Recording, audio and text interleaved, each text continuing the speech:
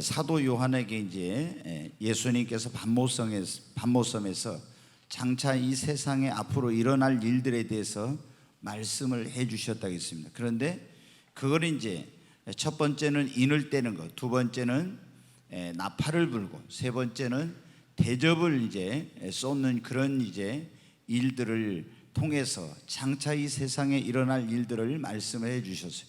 먼저 이제 미래 되어질 그런 일들을 주님이 일곱 인으로 봉한 그 책에 두루마리에 인을 떼니까 어떤 사건들이 이제 펼쳐졌습니다. 첫 번째 인을 떼니까 흰말 탄 자가 나오는데 활을 가졌는데 이기고 또 이기려고 하더라 그랬습니다.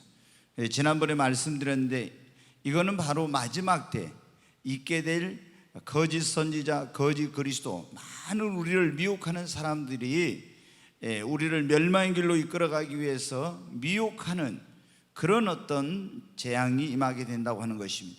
두 번째는 붉은 말 탄 자가 나오는데 큰 칼을 가졌다고 했는데, 그리고 화평을 제하여버렸다. 이것은 마지막 때 있게 될 많은 그런 전쟁, 그리고 전쟁으로 인한 살육과 또 죽음이 있게 될 것을 예수님께서 말씀해 주신 것들. 세 번째는 때니까 이제 검은 말이 나왔습니다. 그것은 앞으로 주님 오시기 전에 있게 될 이 지구상에 큰 기근이 있다고 하는 것이에요. 네 번째는 그 인을 떼니까 청황색 말이 나오는데 검과 기근과 그리고 사망과 짐승으로서 지구상에 거하는 자들의 4분의 1이 죽음을 당하는 그런 일이었습니다. 제가 그때 이제 설명을 한 가지 안 한 게 있는데, 이 청황색 말에서 이걸 조금 더 앞으로 해놨으면 좋은데, 이걸 이 청황색 말, 여기 보면은 검과 기근과 그 다음에 사망 그리고 짐승으로서 그렇게 나와요. 짐승들. 여기 보면 이제 검은 바로 이제 전쟁을 의미한다 했습니다. 그 다음에 여기 기근 그대로 흉년, 이거는 온역이라고도 하고 전염병이라고도 하는 거예요. 그 다음에 이제 짐승은 이 사자라든가 이런 맹수들을 의미할 수도 있지만은 성경에 보면은 두 가지 의미가 있어요. 이 짐승에는 요한계시록 13장에 보면 땅에서 나오는 짐승이 있고 바다에서 나오는 짐승이 있는데, 그 짐승을 뭐라고 하냐면 먼저 나온 짐승이 뭐냐면 적그리스도예요.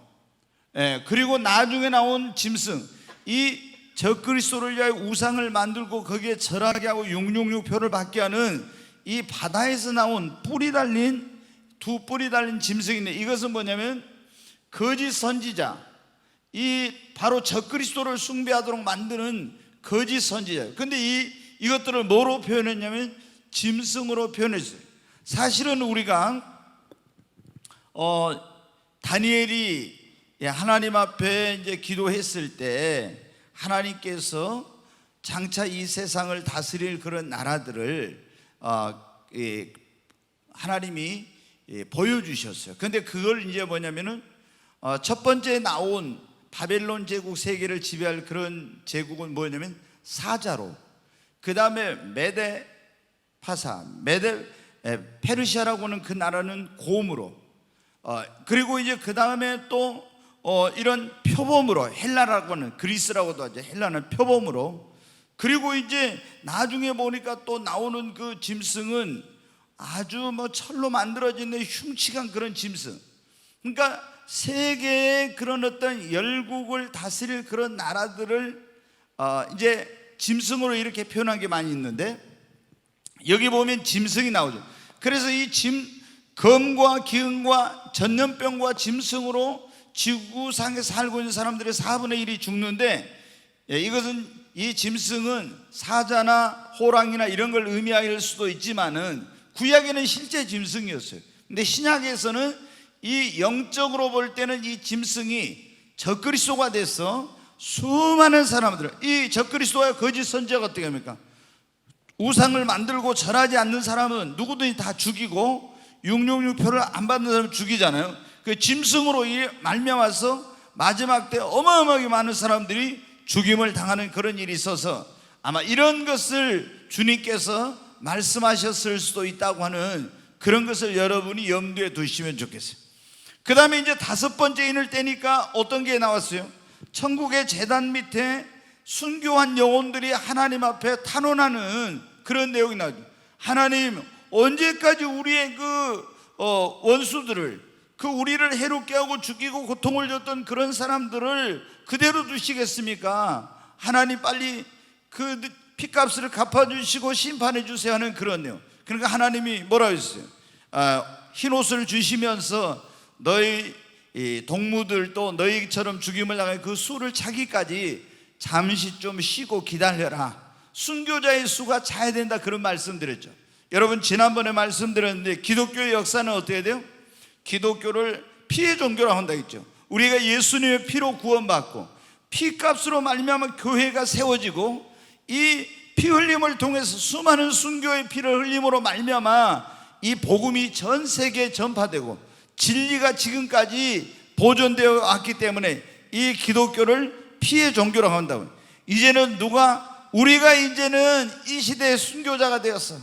정말 진정한 하나님의 그 진리를, 얼마나 거짓들이 많이 여러분 지금 이 복음의 빛을 가리려고 하고 있습니까?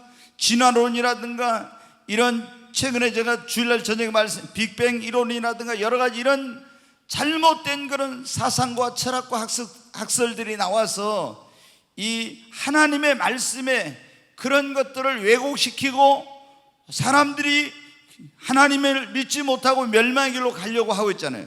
우리가 이제는 진리의 그 횃불을 들고 정말 우리 선지자들이, 우리 앞서간 믿음의 선배들이 진리를 위해서 목숨을 바친 것처럼 우리도 하나님의 말씀을 위해서, 그렇죠. 거기에 보면 하나님의 말씀과 그에 가진 증거를 인하여 죽임을 당한 자들 그랬잖아요.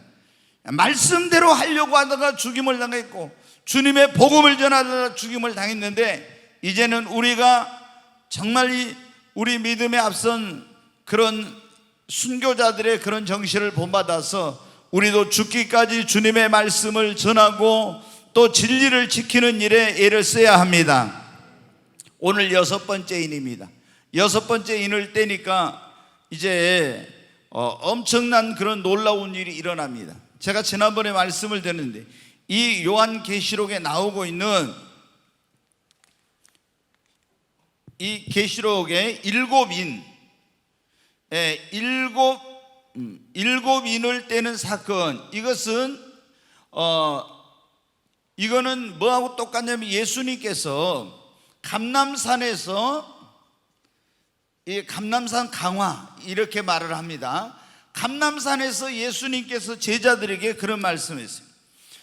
그 감람산에서 제자들이 성전을 보면서 그 헤롯이 몇십 년 동안에 걸쳐서 중건한 이 성전이 그야말로 정말 아름다웠고 웅장했거든요.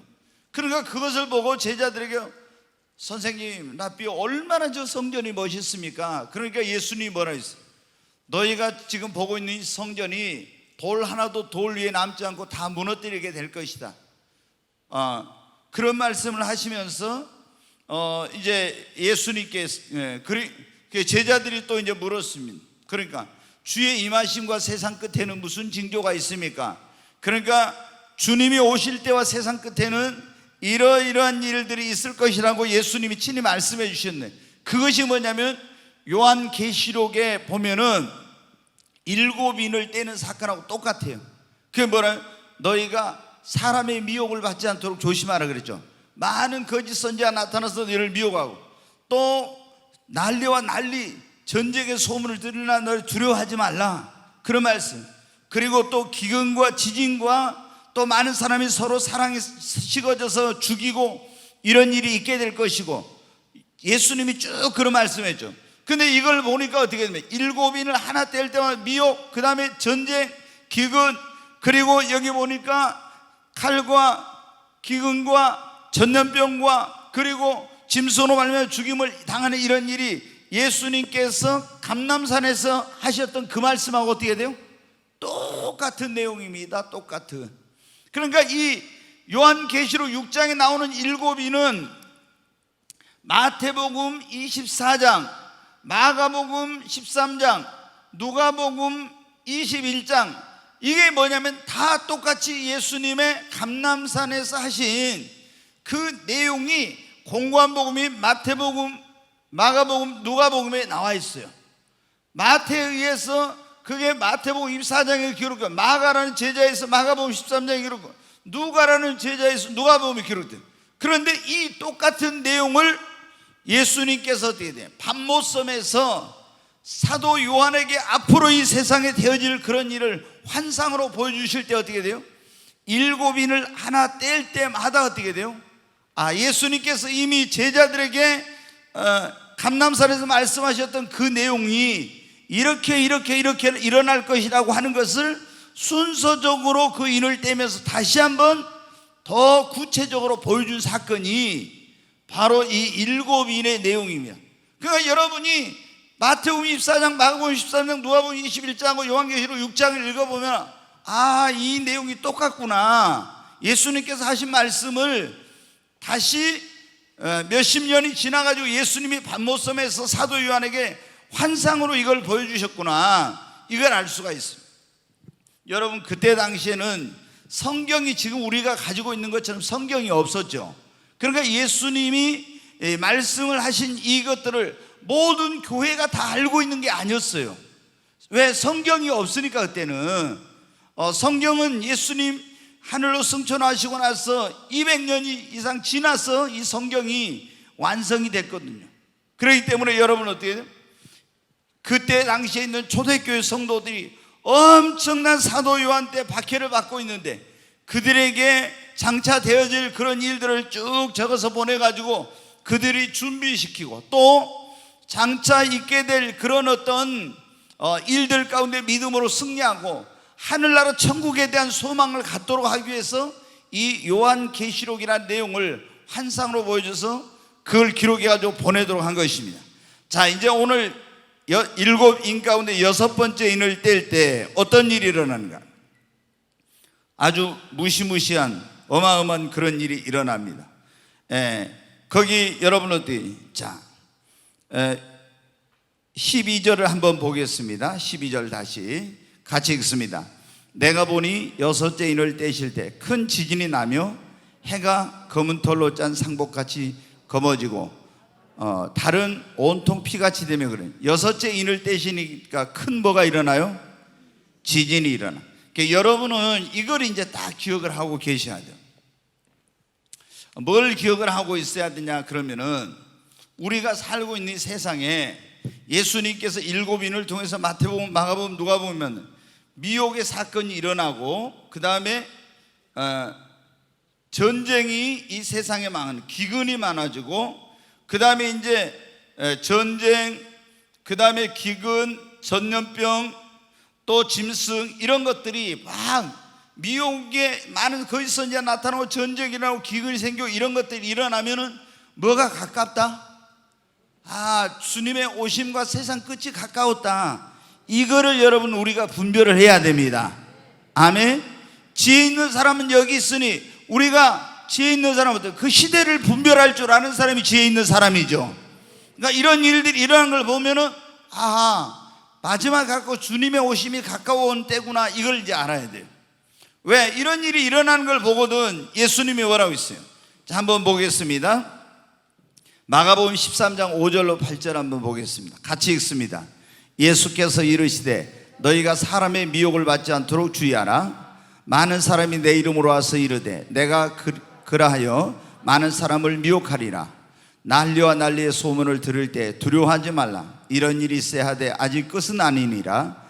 민족이 민족을, 나라가 나라를 대적하여 일어나겠고 곳곳에 지진이 있으며 기근이 있으니 이는 뭐라고요? 재난의 시작이라. 이게 뭐냐면, 이런 일들, 미혹, 전쟁, 기근, 막 전쟁과 기근과 전염병과 짐승과 이런 것들이 일어나면 이게 바로 뭘 때나는 거예요? 환난이, 재난의 뭐라고 했어요? 시작이라고 했잖아요. 바로 7년 대환란으로 들어가는구나. 이것을 우리가 깨달으라는 거예요. 이런 일들이 일어나거든요. 여기 그렇게 주님이 말씀하셨잖아요. 네, 우리가 이제 여섯째 인을 좀 이제 다시 이제 보겠습니다. 여섯째 인을 떼면 근데 어떤 일이나 큰 지진이 일어나며 그렇게 나오죠. 여기 오늘 그랬잖아요. 여섯째 인을 떼실 때 큰 지진이 나며 12절에 그랬죠. 큰 지진이 나며. 인류 역사에 보면 지금까지 수도 없이 많은 지진이 있었죠. 우리나라도 이제 지진의 안전지대였는데 지금은 자꾸 이제 막 그런 어떤 그 지진을 가져온 활성단층이라는 게 불의 고리 뭐 이런 말을 여러분 들어보셨을 거예요. 근데 우리나라 안전하다는데 자꾸 그런 뭐 포항에서 울산에서 또 해남 어디서 막 등등 막 이렇게 막 일어나니까 우리나라 사람들도 불안해하고 지금은 건축을 하면 어때요? 건축비가 몇 년 전부터 굉장히 많이 들어요. 왜? 내진 설계를 굉장히 강력하게 건축법에다가 그거를 이제 도입을 해서 아주 지진에도 경고하도록 그렇게 건축 설계를 하도록 해서 만약에 저희가 지금 이 건물을 튼튼하게 지었지만은 지금 그런 어떤 내진 설계를 하도록 하는 그 공법을 하면 아마 건축비가 상당히 더 많이 들었을 겁니다. 근데 이건 뭐냐면 계속 지금 지진의 어떤 그런 발생 빈도가 전 세계적으로 또 우리나라도 많아지고 있어요. 여러분 수도 없이 계속 여러분이 지진이 일어나는 소식을 들었을 거예요. 그런데 제가 이제 인류 역사에서 일어났던 큰 지진에 대해서 좀 살펴봤더니 1960년 5월 23일 칠레에 발디비아라는 곳에 대지진이 있었어요. 진도가 9.5였거든요. 근데 수천 명이 한 7천 명이 그때 사망을 했어요. 한 번의 지진으로. 그 다음에 2011년 동경 이 일본에서 2011년 동일본 대지진이 있어요. 9.1이었어요. 진도가 약 2만 명이 사망하고 실종을 했어요. 어마어마하죠.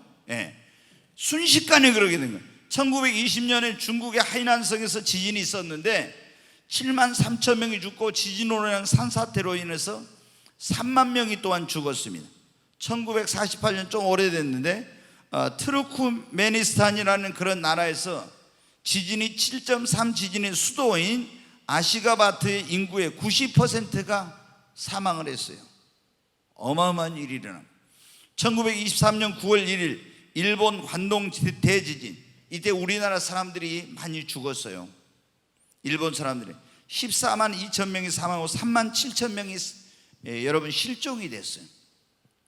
2010년도에 IT 대지진, 연세 드신 분들은 이제 많이 다 들었을 거예요.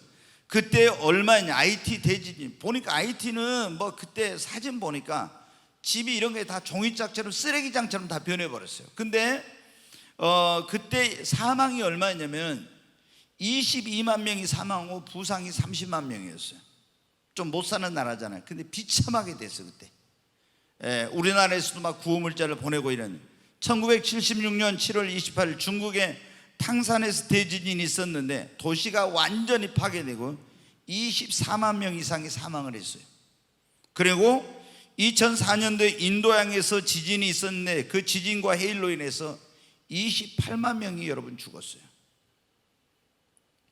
2004년이니까 그렇게 오래되죠.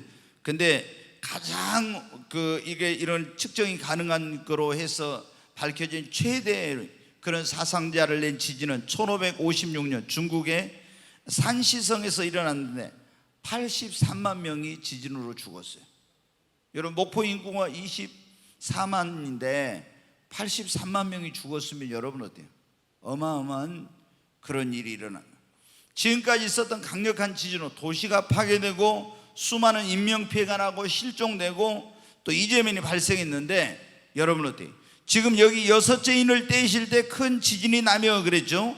근데 이 지진은요 지금까지 인류 역사에 있었던 어떤 지진과도 비교할 수 없는 어마어마한 그런 지진이에요. 어느 정도에 지구의 지축을 흔들고 지각을 변동을 시키는 무서운 지진이라고 하는 걸 보여주고 있어요. 거기 여러분 어때요? 14절에 한번 보세요. 14절 하늘은 두루마기가 말리는 것 같이 떠나가고 각 산과 섬이 뭐예요? 제자리에서 옮겨지고. 지금까지 지진이 있었는데 좀 산이 뭐 어떻게 무너지고 갈라지고 이런 정도였지. 근데 산과 섬이 제자리에서 옮겨지고 지각의 변동 이런 걸 가져온 정도는 아니었어요. 근데 여러분 앞으로 여섯째 인을 뗄 때 마지막 시대에 있게 될 지진은 어떻게, 지금까지 인류 역사에 한 번도 경험해 보지 못한 무시무시하고 어마어마한 그런 지진이 있게 된다는 거예요. 그러면 그 지진으로 인해서 어떻게 되겠어요?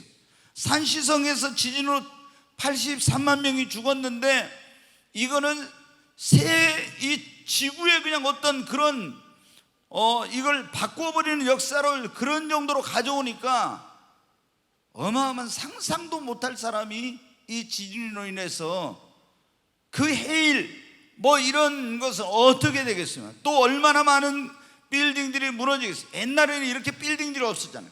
그럼 고층 빌딩이 무너지고 막 이렇게 하면 엄청, 또 거기서 화재가 발생하고, 우리가 일본에도 여러분 지진이 일어나서 해일로 인해서 후쿠시마 원전이 침수가 되어 냉각수가 공급이 안 돼가지고 그게 지금까지도 그 어마어마한 일이 벌어지고 있잖아요. 여러분 어때요? 그런데 이것은 빙산의 일각이에요. 앞으로 이 여섯째 인을 뗄 때 일어날 지진은 어마어마한 그런 일이라는 거예요. 여러분, 그런데 여기에서 끝나는 것이 아닙니다. 여섯째 인을 떼면 어때요? 해가 거기 보니까 뭐라고 했어요? 해가 검은 털로 짠 상복같이 검어지고 해가 빛을 잃어버려요. 그 다음에 달은 어떻게 돼요? 온통 피같이 되고, 달이 온통 피같이. 그 다음에 하늘의 별들이 어때요? 무화과 나무가 태풍에 흔들려 설익은 열매가 떨어진 것처럼, 큰 태풍이 불어오면 무화과 나무 설익은 거의 다 투투투투 떨어진 것처럼, 그런 것처럼 하늘에 있는 수많은 별들이 땅에 떨어지고, 하늘은 두루말리가 말리는 것처럼 떠나가고, 이런. 그리고 다시 말해서 하늘의 1월 성신, 해와 달과 별들이, 이런 것들이 막 어마어마한 그런 일들이 일어난다는 거예요. 천체. 그리고 이런 어떤 여섯째 인을 뗄 때의 사건은 전 지구적일 뿐만 아니라 저 하늘에까지, 온 우주에까지 영향을 미치는 우주적인 어마어마한 사건이 일어난다는 거예요. 이야.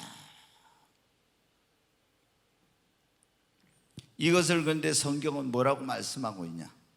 이런 여섯째 인이 뗐을 때 일어날 이 엄청난 일들을, 이거는 뭐라고 했냐면 요한계시록 6장 17절을 한번 보겠습니다. 그들의 진노에 큰 날이 이르렀으니 누가 능히 서리오 하더라. 이것은 무슨 날이라고? 진노의 뭐라고요? 큰 날. 하나님의 진노의 큰 날이네요. 여섯 번째 인을 떼는 것은 하나님이 세상을, 죄악된 세상을 심판하시는, 하나님이 벌하시는 무서운 하나님의 진노의 그런 날이라는 거예요. 진노의 큰 날이 아니, 적은 날이 아니라 큰 날이라고. 그러니까 엄청난 그런 환난과 진노의 날이라는 거예요. 여러분, 그 하나님의 진노의 날에는 어떤 일들이 일어나냐? 자, 이사야서 13장 한번 9절부터 한번 보겠습니다. 같이 한번 읽습니다. 보라, 여호와의 날, 곧 잔혹히 분냄과 맹렬히 노하는 날이 이르러 땅을 황폐하게 하며 그 중에서 죄인들을 멸하리니, 전체 읽습니다. 하늘의 별들과 별 무리가 그 빛을 내지 아니하며 해가 돋아도 어두우며 달이 그 빛을 비추지 아니할 것이라. 지금 이제 나오죠.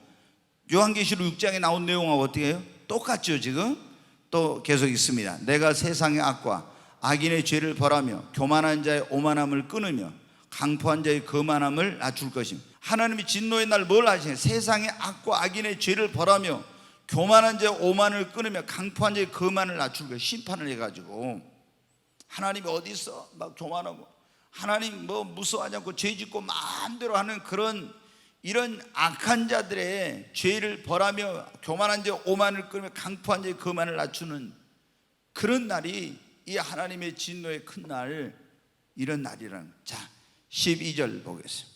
내가 사람을 순금보다 희소하게 하며 인생을 오빌의 금보다 희귀하게 하리로다. 또 그러므로 나 만군의 여호와가 분하여 맹렬히 노하는 날에 하늘을 진동시키며 땅을 흔들어 그 자리에서 떠나게 하리니. 여기도 보니까 나오잖아요. 하나님의 진노의 날에는 어떻게 된다요? 맹렬히 노하는 날에 하늘을 진동시키고 땅을 흔들어서 그 자리에서 떠나게 한다고.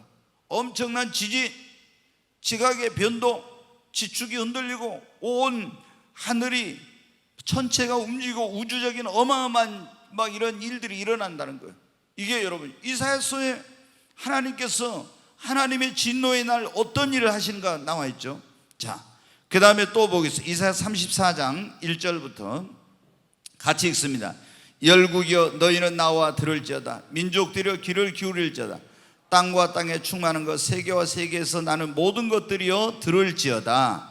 대저 여호와께서 열방을 향하여 진노하시며 그들의 만군을 향하여 분내사 그들을 진멸하시며 살육당하게 하셨은즉. 또 읽습니다. 그 살육당하는 자는 내던진 바 되며 그 시체의 악취가 솟아오르고 그 피에 산들이 녹을 것이며 하늘의 만상이 사라지고 하늘들이 두루마리 같이 말리되 그 만상의 세자나무 포도나무 잎이 마름 같고 무화과나무 잎이 마름 같으리라. 여기 보니까 어떻게 또 하늘의 만상이 사라지고 하늘이 두루마리 같이 말리며 그랬죠. 하나님의 진노의 날에는 이런 일들이 일어난다는 거예요. 자, 그 다음에 계속 한번 보겠습니다. 에스겔서 32장 같이 읽습니다. 내가 너를 불끄듯 할 때 하늘을 가리며 별을 어둡게 하며 해를 구름으로 가리며 달이 빛을 내지 못하게 할 거예요. 여기도 지금 나오죠. 하나님의 진노의 날에는 내가 너를 불끄듯 할 때 하늘을 가리며 별을 어둡게 하고 해를 구름으로 가려 달이 빛을 내지 못하게 한다고요. 하나님의 진노의 날에 어떤 일이 있냐. 자, 8절 보겠습니다. 하늘의 모든 맑은 빛을 내가 네 위에서 어둡게 하며 어두움을 내 땅에 베풀리로다. 주 여호와의 말씀이니라. 여러분, 우리가 보면요, 애굽 땅에 하나님이 심판할 때도 때 해와 달과 별이 안 보이고 다 어둠만 있었던 적도 있죠. 그 다음에 이제 한 군데를 더 보겠습니다. 스바냐 1장 14절부터 자, 같이 읽겠습니다. 여호와의 큰 날이 가깝도다. 가깝고도 빠르도다. 여호와의 날의 소리로다. 용사가 거기서 심히 슬피 우는도다. 그날은 분노의 날이요 환난과 고통의 날이요 황폐와 패망의 날이요 캄캄하고 어두운 날이요 구름과 흑암의 날이요 나팔을 불어 경고하며 견고한 성읍들을 치며 높은 망대를 치는 날이로다. 내가 사람들에게 고난을 내려 맹인같이 행하게 하리니 이는 그들이 나 여호와께 범죄하였음이라. 또 그들의 피는 쏟아져서 티끌같이 되며 그들의 살은 분토같이 될지라. 그들의 은과 금이 여호와의 분노의 날이 능히 그들을 건지지 못할 것이며 이 온 땅이 여호와의 질투의 불에 삼켜지리니 이는 여호와가 이 땅 모든 주민을 멸절하되 놀랍게 멸절할 것이미로다. 여러분, 여기 보니까 어떻게 돼요? 하나님의 진노의 날은 어떤 날인가? 왜 어마어마하죠.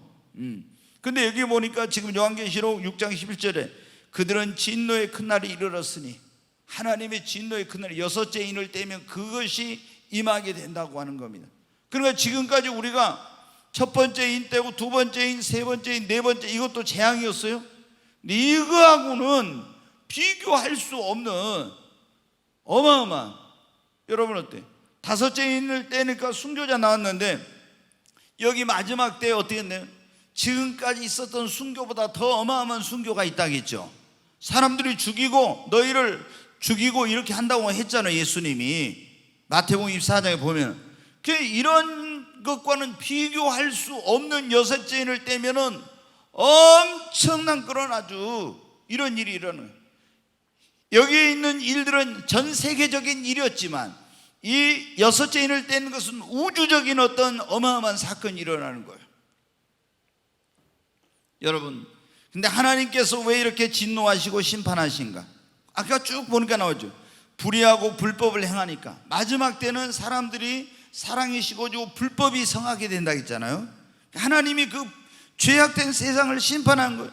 하나님을 대적하고 우상 숭배하고 하나님을 섬기지 않고 마귀를 섬기고 타락한 생활하고 마지막 때 여러분 성경에 노아의 때와 같고 롯의 때와 같다 했죠. 노아의 때 여러분 이제 제가 창세기를 하니까 여러분이 굉장히 자세히 이제 제가 이번에 그걸 해요. 노아의 때 하나님이 온 세상을 물로 다 쓸어버렸잖아요. 그래가지고 그때 지난번에 말씀 최소한의 인구가 10억, 보통 한 180억 정도 될 거라고, 평균적으로 한 100억은 될 거라고 하는데 8명만 구원받았어요. 전 인류가 다 멸망을 하고 코로 숨을 쉬는 건 다 죽었어. 근데 왜 하나님께서 이렇게 무서운 심판을 해요? 그러니까 우리는 구원받은 사람이 많을 줄 아는데 안 많아요, 여러분. 그래서 물어봤잖아요. 구원받은 사람이 많습니까 적습니까 물어보니까 예수님이 뭐라고 말씀했어요? 많다 적다 안 하고 너희는 어디로 들어가라? 좁은 문으로 들어가라 했잖아요. 좁은 문으로 들어가기를 원하여도 들어가지 못하는 자가 많다고.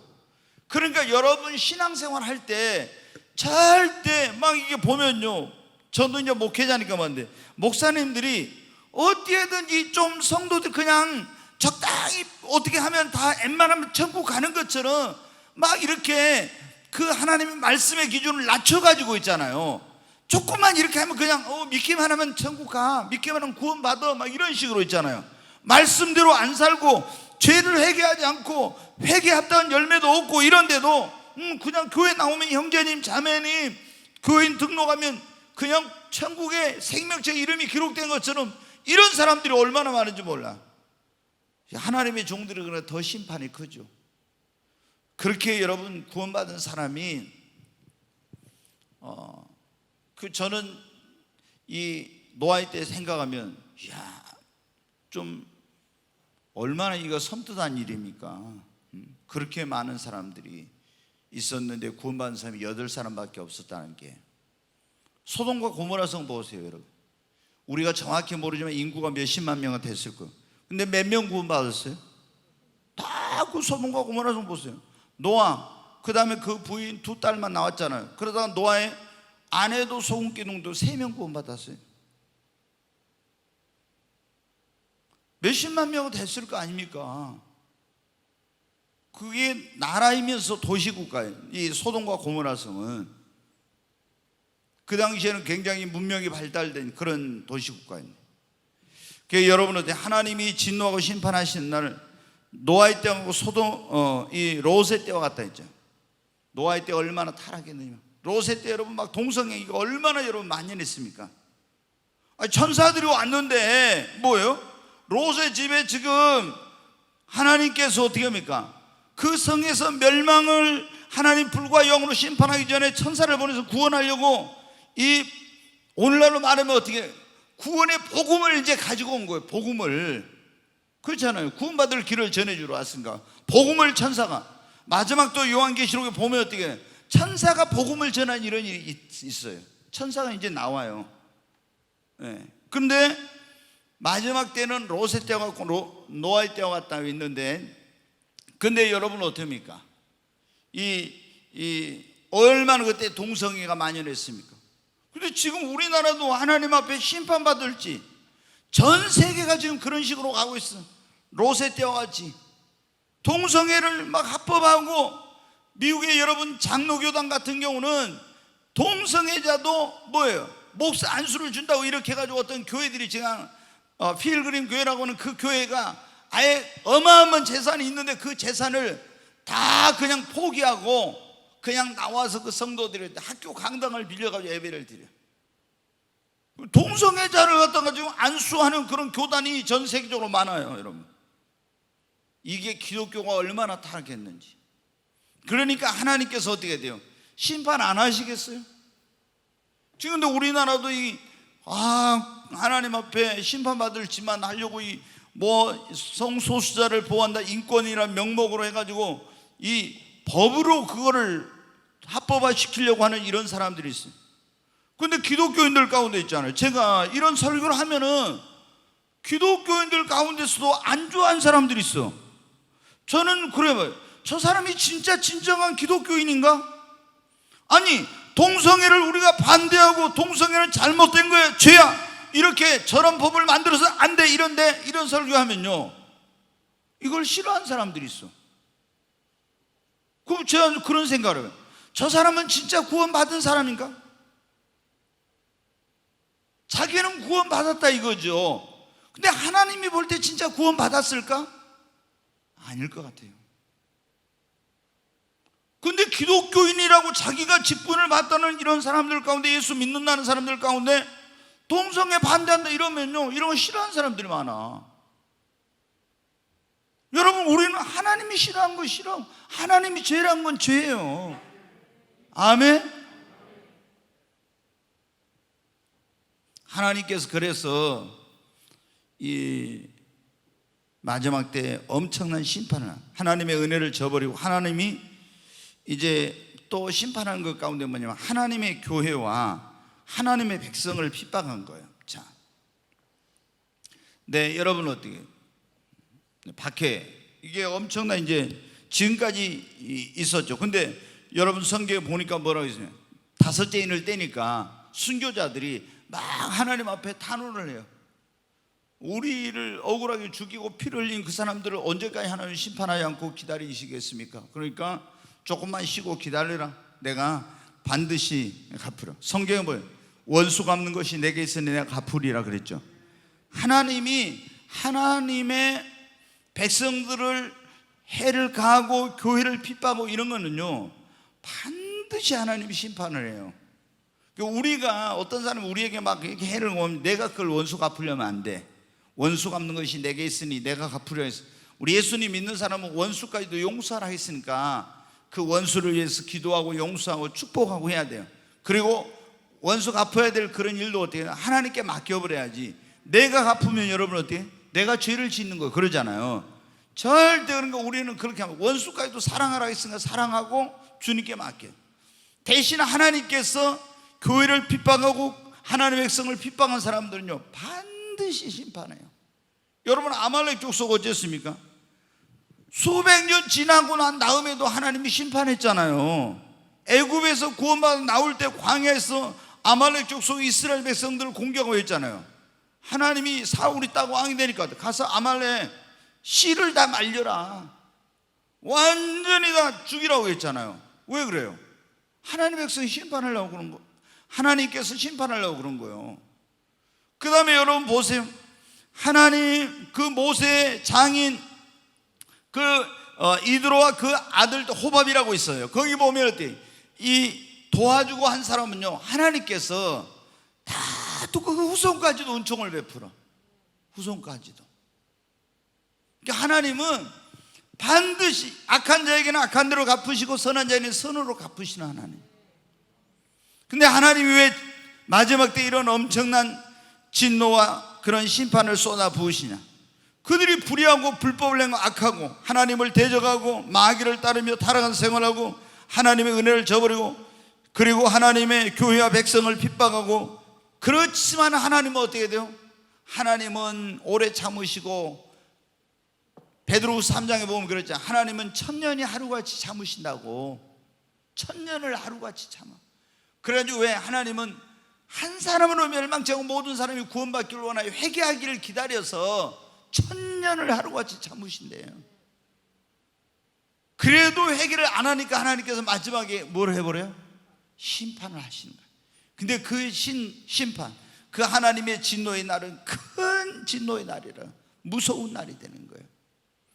그러니까 어떤 사람들은 하나님께서 막 잘못을 해도 심판을 안 하니까 죄 짓는 거에 대해서 담대합니다. 막 하나님은 안 계신 것처럼. 아니에요 여러분. 하나님은 다 보고 계셔. 우리가 여러분 보십시오. 인간이 만들어낸 거 가지고도 인간이 여러분 어떻게 요즘 어디 뭐 강화문 갔다 왔다 안 갔다 왔다 또 어디 뭐 갔다 왔다 안 갔다 왔다 이래도 전부 다 어떻게 돼요? 역학조사 해가지고 다 잡아내죠. 전능하신 하나님께서는 여러분 어떻게 돼요? CCTV로만 찍겠습니까? 우리 모든 생각까지도 다 통촉하시는 분인데 다 찍어놨죠. 여러분, 우리는 하나님이 오래 참으시는 것을 그거를 멸시하면 안 됩니다. 정말 하나님께서는 오래 참으시지만 그분이 하나님의 인내가 끝나면은 어마어마한 그런 일이 일어나요. 무서운 일이. 여러분, 그러면 이런 그 여섯째 인을 뗄 때 이런 일들이 언제 일어나는가? 자, 마가복음 13장 21절부터 한번 보겠습니다. 언제 일어나? 같이 읽습니다. 그때 어떤 사람이 너희에게 말하되 보라 그리스도가 여기 있다, 보라 저기 있다 해도 믿지 말라.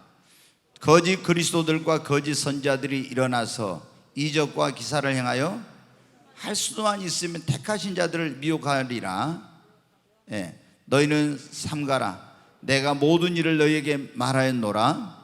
그때 그 환난 후에 해가 어두워지며, 여기 보면 그러죠. 그때 그 환난 후에 해가 어두워지며 달이 빛을 내지 않으면, 이 여섯째 인을 뗄 때 지금 해가 어두워져요. 달이 빛을 내지 않아죠. 그 일이 환란 후에 그 다음 또 읽습니다. 별들이 하늘에서 떨어지며, 똑같은 내용이죠. 하늘에 있는 권능들이 흔들리리라. 그때 인자가 구름을 타고 큰 권능과 영광으로 오는 것을 사람들이 보리라. 이게 뭐예요? 지금 여섯째 인을 떼는 사건이 언제 일어나? 환란이 끝나갈 때 주님 바로 재림 직전에 일어날 이 어마어마한 그런 일이 그때 일어난다는 거예요.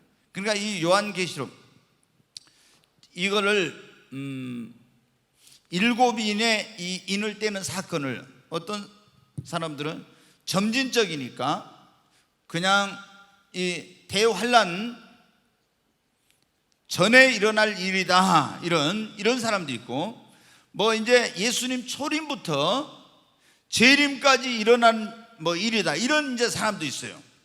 그 다음에 이제 어떤 사람들은 이 7년 대환란이 있으면 전 3년 반, 전 3년 반 있잖아요. 후 3년 반이 있는데, 이때 일어날 일들이 일곱인이다. 근데 거의 이제 대충은 맞아요. 그러나 이 일곱인의 사건은 여기에만 국한되지 않고 전 이런 것을 포함하고 있다고 하는 것을 여러분이 기억해야 돼요. 자, 마지막 때 대환란 때 주님 재림 직전에 이런 하나님의 무서운 진노와 심판이 이 땅에 거하는 자들에게 임한다고 하는 겁니다. 그러면 이 하나님의 진노와 심판에서 구원받는 길은 무엇입니까? 어떻게 하면 구원받죠? 이 하나님의 진노하시면 이 땅에 거하는 모든 자들에게 임하는 것인데, 자, 그날 세상에 많은 사람들이 어떻게 하려고 하냐? 요한계시록 6장 15절 16절 한번 보겠습니다. 같이 읽습니다. 땅의 임금들과 왕족들과 장군들과 부자들과 강한 자들과 모든 종들과 자유인이 굴과 산들의 바위 틈에 숨어 산들과 바위에게 말하되 우리 위에 떨어져 보좌에 앉으신 이의 얼굴에서와 그 어린 양의 진노에서 우리를 가리라. 자, 여기 보니까 뭐가 나옵니까? 지금 왕과 왕족들과 이 세상에 뭐 많은 그런 사람들이 뭐라고요? 산과 바위와 굴과 이런 데 숨어, 이런 데 그래가지고 하나님의 그 진노의 얼굴에서, 어린 양의 진노에서 우리를 가려주라 이러면서 이 굴과 산과 바위 틈 이런 데 깊은 곳에만 어디 거기 들어가 있으면 괜찮을 것처럼, 여러분 안전합니까? 안전하지 못합니다. 아멘.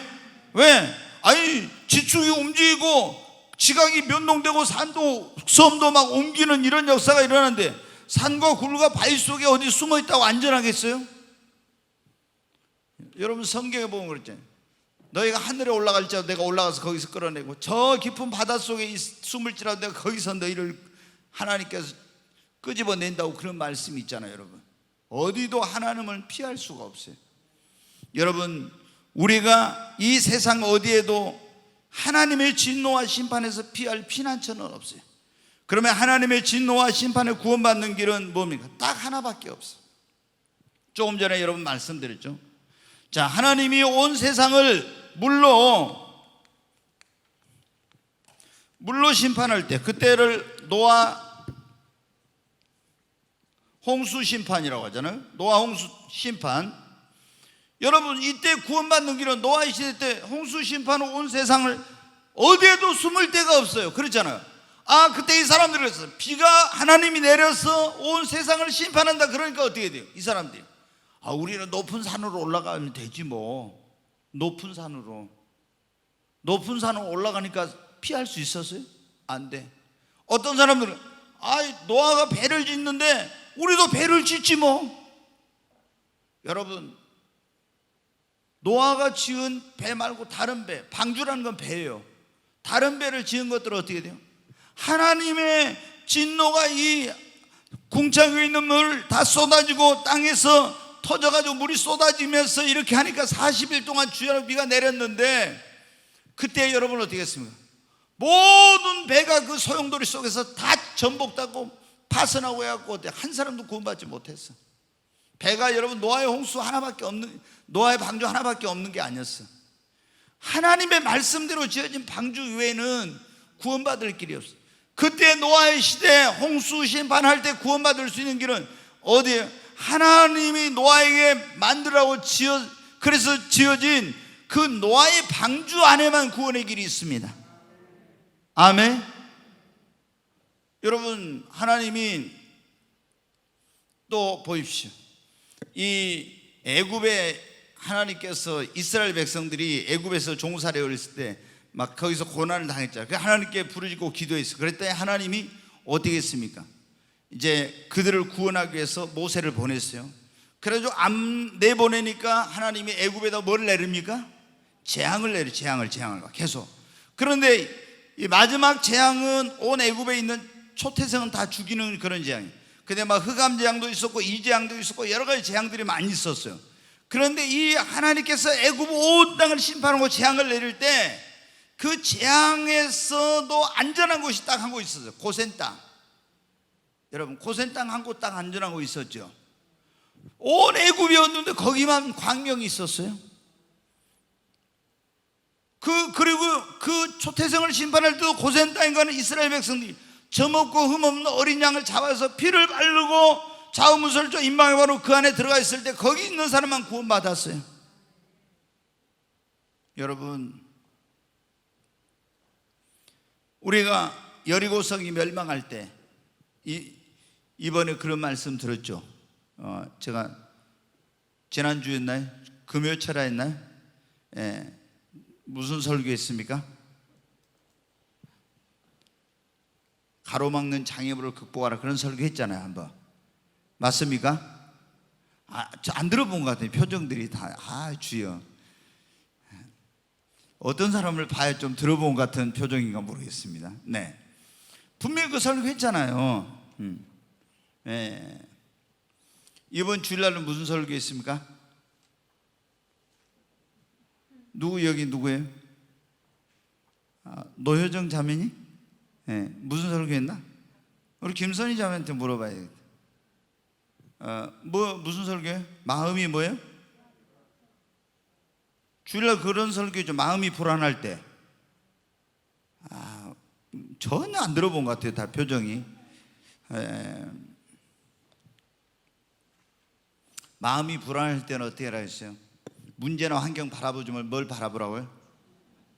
주님을, 능력의 주님을 바라보라고 했잖아요.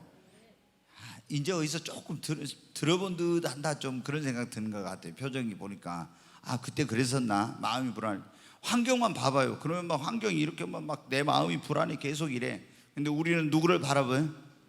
능력의 주님, 전능하신 주님을 바라봐야 돼. 아멘. 그리고 그 주님께 온전히 맡기라 했잖아요. 그리고 뭐 하라 했어요? 기도하고. 기도로 맡겨. 그리고 우리가 기도했어도 또 막 불안할 수 있어. 그러니까 뭐를 읽으라고요? 하나님의 말씀을 읽으라고.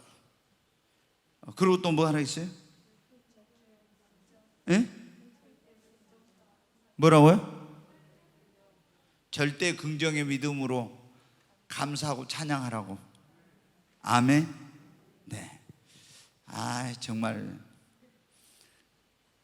하여튼 그 콩나물 시루에 물은 다 빠져도 콩나물은 자라고 있으니까, 네, 저는 하여튼 이게 다 흘러가도 믿음은 지금 계속 콩나물처럼 자라고 있는 줄로 믿습니다.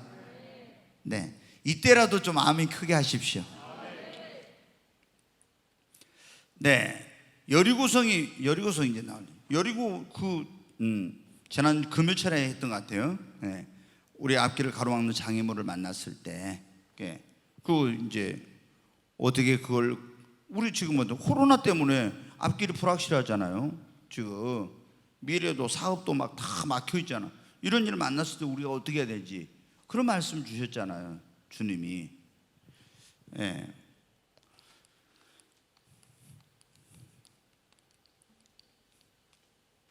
근데 여러분이 이게 뭐냐면요, 그걸 기억해야 돼요. 제가 이제 이게 말씀을 전하잖아요. 그러면은 물론 다 목사님들마다 말씀을 전할 때 이번에 무슨 말씀 전할까 기도하면서 이제 전하겠죠. 근데 여러분이 이제 기억해야 돼요. 제가 우리 교회 와서 많은 분들이 그러잖아요. 왜 주보에 설교할 그 본문이랑 제목이 없다 이거예요. 주일날도 그러고 이렇게 많은 분들이 의아해요. 왜 그러냐?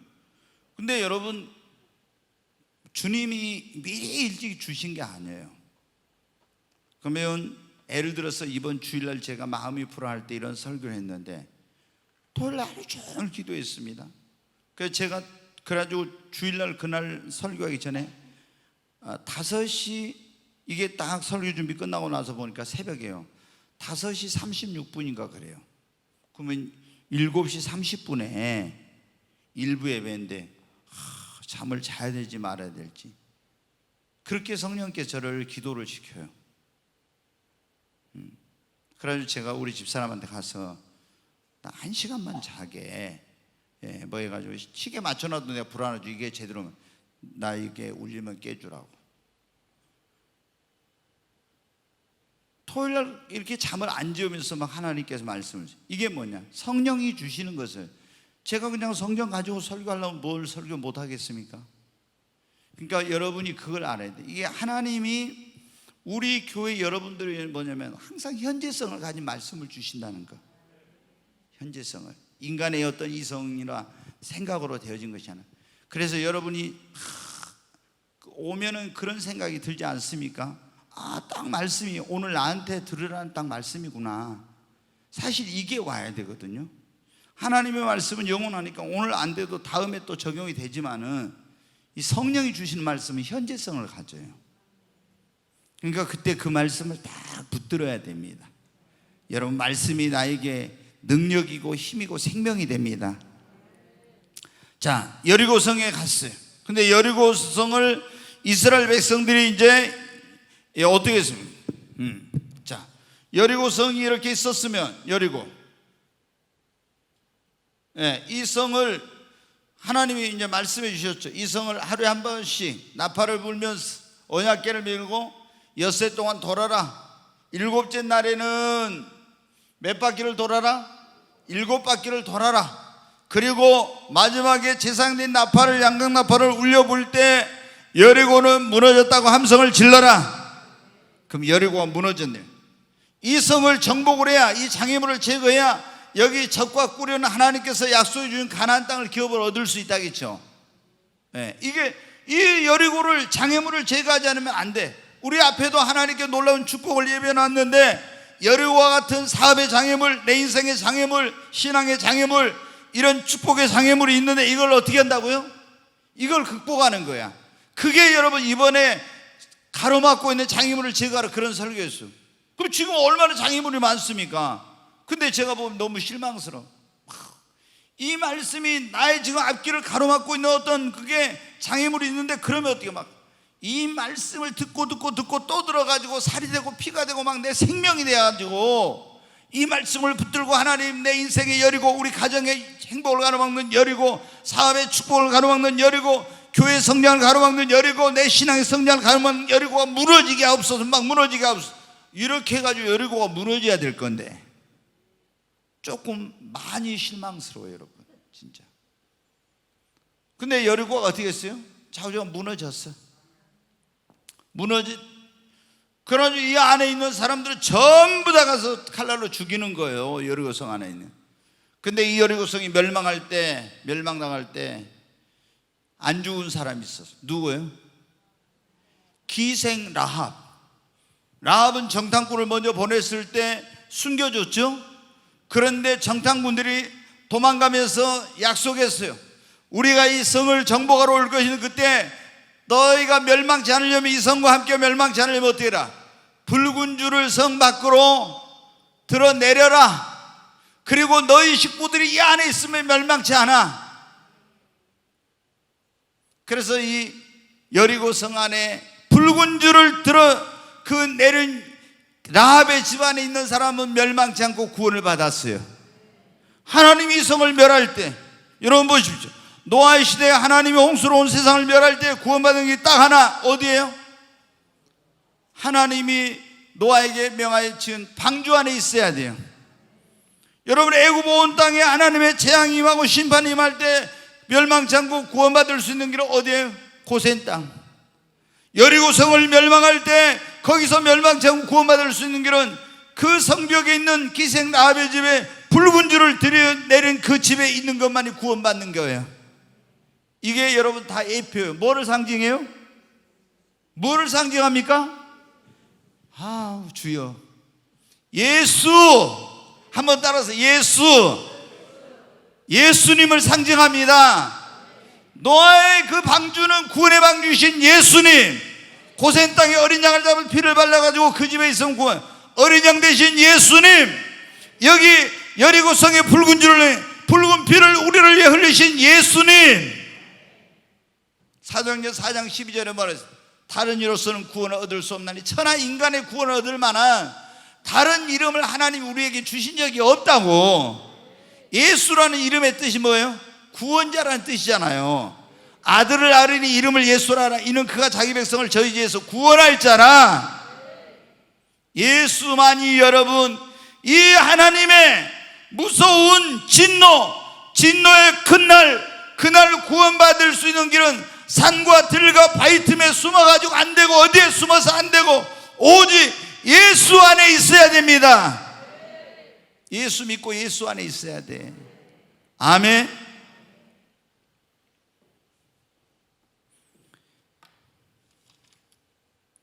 지금 마지막 때 주님의 오심, 임하심과 하나님의 진노에 가까운 날이, 진노의 날이 가까운 이때 우리는 무엇을 해야 할까요? 제일 중요한 거, 우리의 신앙을 여러분 점검해야 됩니다. 확실히 진짜 나 구원 받았는가? 고린도후서 13장 5절 말씀 한번 보겠습니다. 너희는 믿음 안에 있는지 너희 자신을 시험하고 너희 자신을 확증하라. 여기까지만 읽어요. 여기. 너희가 믿음 안에 있는가? 너희 자신을 뭐라고요? 시험하고 너희 자신을 확증하라. 믿음 안에 진짜 있는가? 그리고 예수 그리스도께서 너희 안에 계신가? 너희 계신 줄을 스스로 알지 못하면 너희 그는 버림받은 자예요. 그래서 우리가 신앙생활에서 가장 중요한 게 뭐냐면 여러분, 우리가 신앙생활 가장 중요한 건 구원받는 겁니다. 근데 구원받으려면은 그러니까 내가 진짜 구원받았는가, 이거 항상 이거를 물어보고 확실하게 내가 믿고 구원의 확신을 가져야 돼요. 아멘. 만약에 대충 적당히 믿고, 아니 나 구원 받았겠지, 뭐 내가 이 정도 교회 다 했는데, 나 세례 받았는데, 난 뭐 집사 직분도 받았는데, 여러분 그게 절대 구원이 아니야. 그랬다가 하나님 앞에 갔을 때 여러분 어때? 너 구원받지 못했으면 어때? 다시는 길이 없죠. 그러니까 너희가 믿음에 있는가 너희 자신을 시험하고 확증하라 했잖아요. 예수 그리스도께서 너희 안에 계신 줄을 스스로 알지 못하냐? 그렇지 않으면 너희 버림받는 자는. 여러분, 내 안에 예수님이 계신 거 확실한 증거 있나요? 그거 확실하게 해야 돼요. 믿에. 그래서 우리가 이 마지막 때 주님의 오심이 가깝고 이 심판에 대한 가까운 이때 진짜 내가 확실하게 믿고 있는가, 내 믿음을 점검해 보는 거. 그리고 하나님 앞에 내가 지금 바르게 살고 있는가. 왜? 바르게 살고 있지 못하면 하나님의 진노와 심판의 날 어떻게 되겠어요? 그러니까 만약에 바르게 살지 못하고 있다면 내가 철저히 회개하고 하나님을 돌이켜야 되겠죠. 다시 바른 삶을 살아야 돼. 그리고 여러분, 이렇게 지금 무서운 하나님의 진노와 심판의 날이 가까운데 사랑하는 가족들이 구원받지 못했다면 그들을 위해 정말 눈물로 기도하고 빨리 가족들을 주님 앞으로 인도해야 됩니다. 아멘. 여러분, 노아만 구원받은 게 아니라 노아의 온 가족이 구원받았잖아요. 그러니까 이걸 그렇게 빨리 구원을 해서 다 노아의 가족처럼 우리 가족도 다 구원받아야 됩니다. 나만 구원받고 자녀들, 며느리 이렇게 다 어떻게 돼요? 롯은 보세요. 롯은 어떻게 했는가? 아니, 사이들 하나도 구원 못했잖아요. 롯은 얼마나 노아의 가정하고 비교가 됩니까? 그렇잖아요. 노아는 온 집을 다 구원했는데 롯은 어떻게 했어요? 신앙생활 똑바로 못하니까, 천사 가서 전해준 걸 말 전하니까 어떻게 합니까? 농담으로 하겠다. 농담. 사이들이 하나님이 이 세상을 불러 심판한다, 이게 소돔과 고모라죠. 근데 그걸 농담으로 하겠어요. 왜? 노아가 롯이 그만큼 뭐 했다는 거예요? 하나님을 경외하고 두려워하는 신앙생활 안 하니까 사이들도 그 말을 안 믿은 거예요, 여러분. 그러니까 여러분, 가족 구원이 보면 딱 그래요. 이 교회를 다니는 사람들이 예수를 믿는 사람이요, 진짜 하나님을 경외하고 하나님을 두려워하고 이렇게 다 신앙생활을 제대로 하면요, 가족 구원이 이루어져요. 근데 예수 믿는다고 하면서 있죠. 주일날 어디 가자 우리? 그러면요, 안 믿는 형제들 어디 가자는데 같이 따라가고 있잖아요. 이런 식으로 신앙생활 하면요, 그 사람들이 좋아한 것 같죠? 절대 가족 구원 안 이루어져요. 타협적인 신앙생활 하면 절대 가족 구원 안 이루어져요. 여러분이 그럴 때 나는 하나님을 경외해야 되니까, 예배 드려야 되니까 안 된다, 그럼 처음에 욕하고 막 핍박하고 난리예요. 그래도 여러분은 어떻게 돼요? 가족 구원이 돼. 그런데 어떤 분들은 지혜롭게 신앙생활 해야 된다 해가지고 있잖아요. 안 믿는 남편들이 놀러 가자, 뭐 부모 어디 형제들이 만나 하면요, 같이 비율을 맞춰서 교회 나오게 한다고 해갖고 같이 막 어울려 가잖아요. 절대 가족 구원이 안 이루어져요. 절대로 안 이루어져요. 제가 이건 목회하면서 본 거예요, 다. 여러분이 지금 가족이 구원받지 못했으면 진짜 눈물로 기도해야 돼요. 매일 뭐를 붙들고요? 주 예수를 믿으라, 그러면 너와 내 집이 구원을 얻으리라. 이 말씀 붙들고 날마다 기도해야 돼. 네, 날마다. 그리고 우리가 이 주님의 오심이 가까운 이때 여러분 어떻게 합니까? 자, 누가복음 21장 34절부터 한번 보겠습니다. 같이 읽습니다. 너희는 스스로 조심하라. 그렇지 않으면 방탕하고 술 취함과 생활의 염려로 마음이 둔해지고 뜻밖의 그날이 덕과 같이 너희에게 임하리라. 자, 또 읽습니다. 이날은 온 지구상에 거하는 모든 사람에게 임하리라 그랬죠. 온 지구상에 가는 모든 사람에게 이게 임한대요. 그럼 자, 같이 읽습니다. 이러므로 너희는 장차 올 이 모든 일을 능히 피하고 인자 앞에 서도록 항상 기도하며 깨어 있으라. 여러분 절대 이제 가면 갈수록 여러분 신앙생활하기가 쉬워지진 않아요. 어려워질 거예요. 왜? 막 포괄적 차별금지법 이런 걸 만들려고 하죠. 이런 걸 여러 가지 이제 그 기독교에 대한, 지금 우리 이번에 코로나 사태 가지고도 이 굉장히 이제 이 한국에서 기독교에 대한 그런 어떤 부정적인 이미지가 더 많아지고 이제 막 언론에 그런 영향도 있고 또 교회가 잘못한 것도 있고 해가지고 저는 하나님께 지금 계속 기도하고 있어요. 주님, 이번 이 일을 통해서 우리 자신이 그리고 한국 교회가 각성하고 깨어나고 새롭게 변화되게 해 주옵소서. 그리고 지금 이런 것을 통해서 진짜와 가짜, 알곡과 쭉정이가 어떻게 보면 구별이 될 수도 있어요. 여러분, 내 신앙의 현주소가 어느 정도, 내 믿음이 어떤가. 우리가 어려운 일이 오기 전에는요, 내가 어떤 믿음을 가지고 있는지 잘 몰라. 근데 딱 환란이 오고 문제가 오고 어려움이 오면요, 그 사람의 믿음이 어떤 믿음인지가 딱 드러나게 돼. 그래서 이걸 통해서 우리 자신의 믿음이, 내 믿음이 어떤 믿음인가를 주님 보게 해주시고 한국교회 영적인 각성이 일어나게 돼. 그리고 우리가 이제는 하나님 한국교회 주의 종들이 다른 방법으로 안 되고 이는 힘으로 되지 않고 능으로 되지 않고 오직 하나님의 성령으로만 된다는 걸 알고 성령을 간절히 구하고 의지하게 해달라고 기도하고 있어요. 여러분, 우리 얼마나 우리도 열심히 전도하려고 최선을, 그런데 이 교회 부흥은 우리가 열심히 해야 되지만 우리 힘만 가지고 노력만 가지고 안 돼요. 성령이 역사해야 돼요. 그러니까 여러분 마음에도 성령님이 역사해야 돼요. 여러분이 가족 구원하려기도 내 힘으로 안 돼요. 자녀도 내 마음대로 못해요. 하나님 성령께서 저 마음에 들어가서 역사해 주세요. 성령께서. 지금 오늘 말씀에 그래요. 여기 뭐라 했어요? 이 36절 다시 보세요. 그러므로 너희는 장차 올 이 모든 일을 능히 피하고 인자 앞에 서도록 항상 기도하며 깨어 있으라. 항상 기도해. 네, 항상 기도하면서 깨어 있으라고. 안일한 생활하면 안 돼요. 절대로. 네. 한 영혼이라도 더 구원받을 수 있도록 우리 열심히 이날이 오기 전에 전도해야 됩니다. 아멘.